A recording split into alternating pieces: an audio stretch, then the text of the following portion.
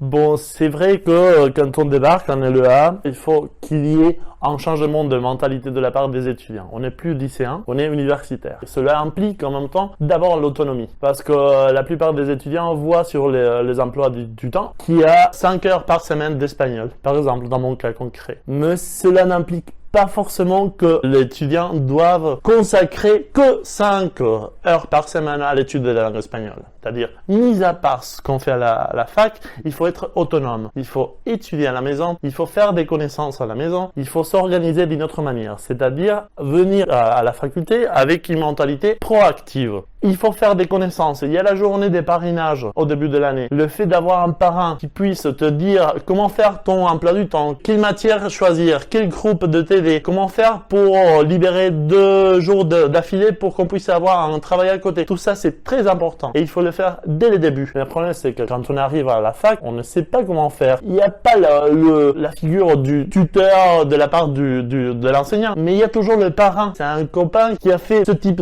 d'intégration. Il la connaît parfaitement. Donc ça, c'est très important. Au niveau de la fac, il faut être très ouvert aussi. Quand on arrive à la fac, on vient toujours avec un copain qu'on a hérité du collège et ensuite du lycée. Mais quand on arrive à la fac, il faut faire des nouvelles connaissances aussi, qui pourront enrichir et ta connaissance pendant tout ton schéma, mais aussi en ce moment crucial qui est la rentrée, la première rentrée.